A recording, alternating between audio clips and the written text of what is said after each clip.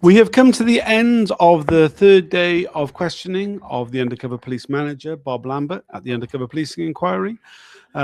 He's been questioned about the deployment of HN81, cover name Dave Hagen, code name Windmill Tilter, who was deployed initially into Fulham and moving against the monarchy class war, but then was moved to Brixton with a roving brief told to take on anti-police persona so he could find a group in the Brixton area, which was quite unusual. He ended up infiltrating Movement for Justice, but it seemed very clear that the reason for his deployment was in order that he could infiltrate the campaigns for justice for Stephen Lawrence around the Stephen Lawrence inquiry. I'm joined by Evelyn Lubbers of the Undercover Research Group and Zoe Young of Campaign Opposing Police Surveillance. What do you made of what we've heard from Bob Lambert over the last little while? He seems to go back on things that he accepted yesterday and the day before. The fact that he had undercover officers spying on Black justice campaigns and specifically on the Stephen Lawrence Family Justice Campaign. He kept defending it and saying, like David Bob put it to him a few times at the end of the day, like there's far too much personal details about the family. They were not violent at all. Like he tried to make him accept that reporting was racist and was totally out of order. And Lambert just couldn't get himself to acknowledge that. He did his word spaghettis and denying it, and just said that today maybe you could say that, or he wouldn't even go as far as that. But he thought it was perfectly all right to do all that reporting. Legitimate targeting is what he said. Yes, and it's like, it's a shame that David Barr didn't go back. So yeah, but yesterday you acknowledged that it was too much. Like even within days, he's changing his, and he's just not willing to acknowledge that he did anything wrong. Just quickly to say that there was a breach. Well, there wasn't a breach. The people will notice that the YouTube broadcast was suspended, and there was believed to be a breach. This was erroneous, and there was no breach. But the upshot of it was the last 15 minutes or so of the hearing were not broadcast. So that bit which Evelyn was just talking about, you won't have seen. But I think it was actually, some very good questioning by Barr, really drawing that out, because there is a huge disconnect between the reports from the time when we saw a lot of this report that Bob Lambert wrote about the Stephen Lawrence campaign and the connections to the left-wing movements, that it's very clear that they're targeting the Stephen Lawrence campaign, that's bragging about how Dave Hagen, cover name Dave Hagen, HN81, is in the heart of the campaign, at the forefront of the campaign, yet now saying, oh, no, he was targeting Movement for Justice and they just so happened to be interested in the Stephen Lawrence campaign. There's such a difference between these two positions. Yeah, and what it comes down to is that he's lying. Yeah, I mean, that's basically it. That's the upshot. That's the absolute upshot of it all. And I won't complain about, the way he's talking, and I'm slowly losing the will to live sitting here. But it's just amazing why. I asked that before. Why can't a person like that, he's retired, he's got a few more years to live. Why can't he just come forward and say yes? But then there is the loyalty to his colleagues. What have you made of it, Zoe? Well, I've missed the first couple of days, so I've landed in today. And in terms of what we've just heard over the last little bit. Yeah, no, that's where I'm coming to. It's just wow. Like you say, life for everybody would be so much easier if you could just tell the truth. But he can't see racism. I mean, that became really clear. He doesn't even. I mean, he does recognize. I think he's just lying, isn't he? I mean, I'm saying he can't see it. I mean, whether he really can't see it or he's pretending he can't see it, but the fact is that he had spent the entire day avoiding this very slow aging ninja sort of any actual accountability or response to any questions. I was sitting next to somebody who arrived at the inquiry for the first time today, who's really perceptive and was just like, how can you spend so much time and energy? He's working so hard. It's so hard to just deflect and avoid. And presumably, if he did dob his colleagues in, his former underlings, then they would have a lot of dirt on him, which they would turn around. And it feels like everyone's still trapped in some sort of mutual support, back scratching arrangement from 25 years ago that they kind of can't get out of. And so we're all sitting here, and how many lawyers have been in there today? You know, every lawyer under the sun are in there, and because so many different campaigns are affected by this guy, by the people under him. Sure. And yeah, just the amount of public money, because people cannot just fess up. So just to recap, actually, what was asked, we started off with questions by David Barr around this meeting that took place, which was purportedly in Bob Lambert's garden. Bob Lambert's like, oh no, it wasn't in my garden. It was actually inside the building. It was inside my house. But it's a meeting that was set up. It turns out at the request of Detective Chief Inspector Black, between HN81, cover named Dave Hagan, and Richard Walton of the Stephen Lawrence Review Team, which was a group of officers who were working directly for the Commissioner to respond to the Stephen Lawrence inquiry. Now, this is highly significant, and what's important about it is that it shows that the SDS intelligence was being passed directly on to the section of the police that was seeking to defend the reputation of the Met Police at the Stephen Lawrence inquiry. It shows that in the midst of the time when the establishment decided that what was needed was truth and reconciliation about the murder of Stephen Lawrence and the bungled investigation into his murder, the police were using their resources they had failed to use in order to find the killers, in further defending their reputation and using the spy inside the Lawrence camp, though Lambert claimed that he wasn't a spy inside the Lawrence camp, yet we saw his writing from the time in those reports, which described him pretty much exactly as that, in order to strengthen the hand of the Met Police in their interactions with the inquiry, the inquiry of that time. I think it was entirely damning, yet somehow Lambert seemed to try and pass it off as like, no, this was legitimate police work that was useful. It was like even worse, because that moment in time, the draft version of the Macpherson report was already finished, and it was totally clear that one of the conclusions was going to be that the Metropolitan Police was institutionally racist, and the police was like very, very worried about the response of the Black community to that, and how not just now it was like the reputation of the MPS, and what we heard today is not that the reports from HN81 about the Lawrence Justice Campaign were already passed on to Richard Walton, who was on that team. He had already seen that. So what happened in that garden was sort of a deeper conversation, as Lambert confided, about the sort of the mood and the what could be expected.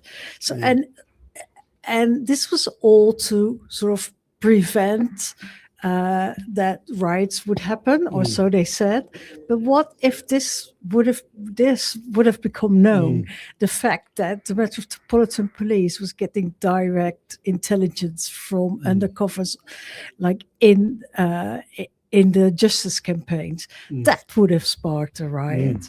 Yeah, absolutely. I think there was an element to it as well where Lambert was sort of like overplaying the importance of this meeting in the minutes, in that final note to go with it, that it was fascinating and important that this meeting, that the SDS learned a lot from Walton, and that Walton would have learned a lot from them.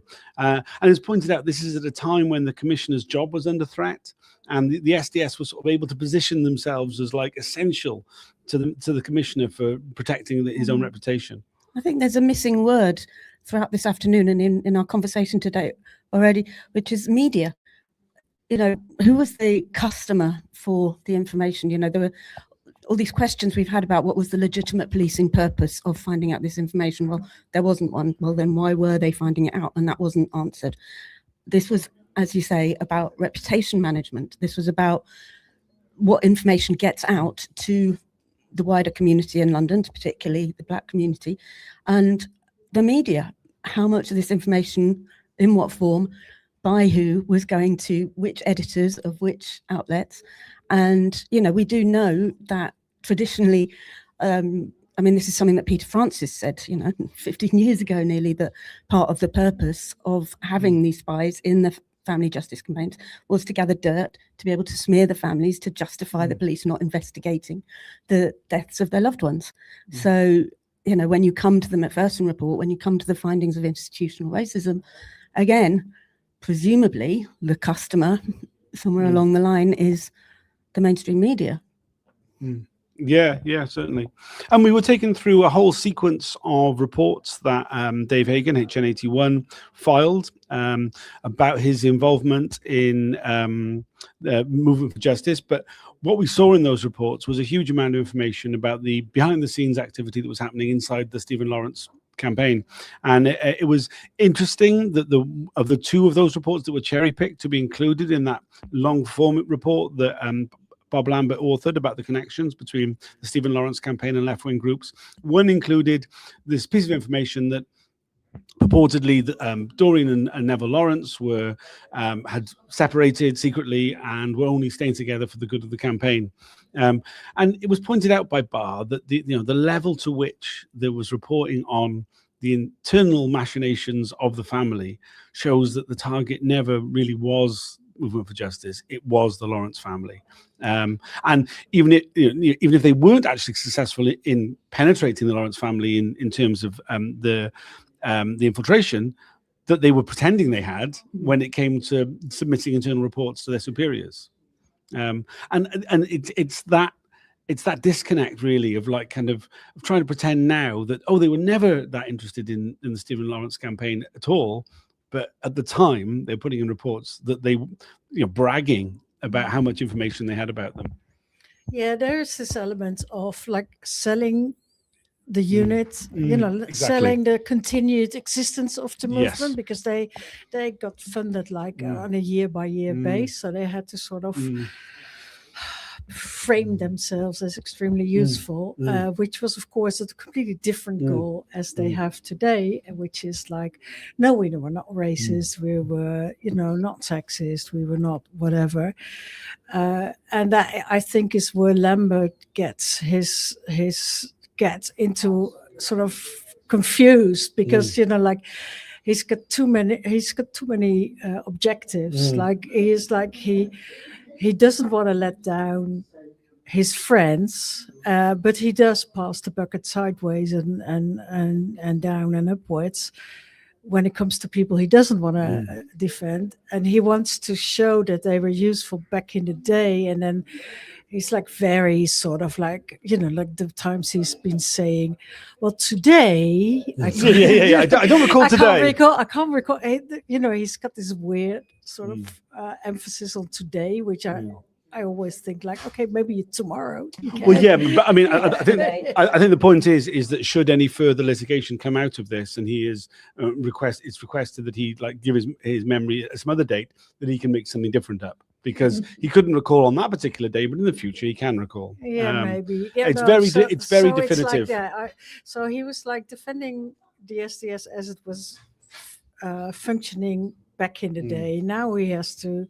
He's reverting back to I can't recall, because difficult questions, rather not answer them.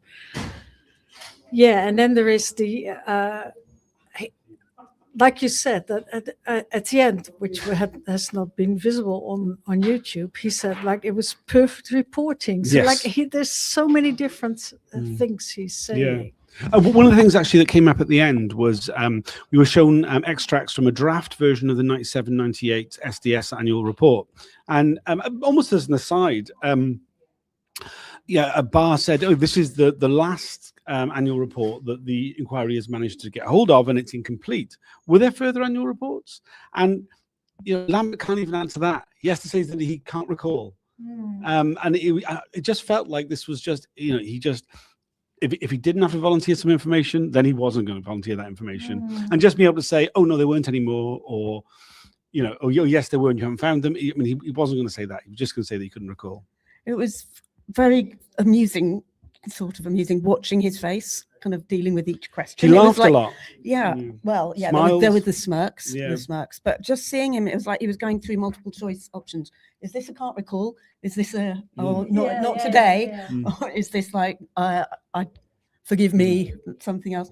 And it's the slowness. I mean, it's been suggested a previous day to watch it on double speed, and I would say if you can just have a listen to him, just to get a sense of the way that these guys operate, because you really saw why he was someone who became in charge of the unit. You could see, he was working today. He was dredging up all his old skills from 25 years ago and putting them to work again. But he's an old man now, and it was slow, and you could kind of see it happening in real time at times. And it was kind of painful, but kind of. Yeah, but there's also this bit that the old man thing is is a bit of an act. A lot of an act, Yeah. And he pulls it whenever he needs it. What I did want to say is about the annual reports. And they were paid by the Home Office for quite a long time, and then for that they had to submit an annual report. That's what, and that is their PR piece every year. But at a certain point, the paying of the SDS was moved to the Metropolitan Police themselves.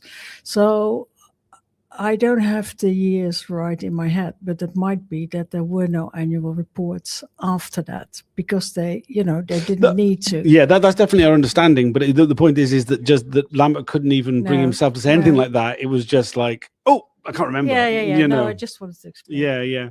I mean, it's and I mean, what we saw in that annual report was again like pretending that somehow Dave Hagan had like the main line on the Lawrence family campaign, which is just nonsense. We've been told tomorrow we'll be starting early. It'll be starting at 9:30, and we'll be running late, at least till 5:30. At the end of today's hearing, John Mitting said this was so that we can make sure that the evidence from Bob Lambert can be completed in total tomorrow. What he should have said was because of all your bloody time wasting, Bob. You have to sort of read between the lines. Yes, quite. Mitting. That's what he said. Basically. Yeah, absolutely. And then Mitting is going to come back to Lambert to ask the question again. Ask him to tell the truth about Jenna. Yeah, he said that at the end of the evidence. Yeah, Lambert would have had enough time to reconsider whether, for once, he's going to give a real answer. But tomorrow so it's only the morning. Yes, that we'll have Lambert, because in the afternoon we'll have Webb. Yes, Webb, who's been mentioned a number of times over the last few days, and certainly plenty in previous phases of the inquiry. Do you want to say anything about Webb, or should we save that till tomorrow? No, let's save that till tomorrow. Okay. Is there anything else either of you'd like to add? No. It's good to be back. Really? Well, I think it's a lot better being here than trying to listen on the YouTube or even the webinar for call participants, because both of them are just not reliable. And also you pick up so much more just from being able to see both the judge and the witness at the same time and have the chats in between and chat to lawyers, etc. No media here, no mainstream media as usual. Funny. Maybe if they were, maybe we could look more into the role of the media and what was happening back then, how the SDS was relating to that, where their intelligence was going. But we have our media here. We have ourselves, Tom, we have ourselves. DIY, same as it ever was. So support Tom, like and share. Please donate and come along, come down, and you too could be. Yes, you really could. Piggy in the middle like me here. Yes. There was one comment on the Instagram. Sorry, excuse me. I have to go and look at it over here. Owning up to being a sexual abuser is not something scumbag Lambert is going to do. Yeah, I think that's very true. I think Lambert has got a lot of things that he could be admitting to, which he isn't. I apologize for anybody who had been following it on TikTok in the past. I'm not able to stream on TikTok. I had terrible trouble with the sound, so it's just on Instagram, YouTube, Facebook and Twitter at the moment. Hopefully I'll get TikTok sorted again tomorrow, but bear with me. All right. Thanks Any for joining tech us. support as well, help sharing the streams onto other channels. All this is good. That would be great. Yeah. Thanks for joining. We'll see you all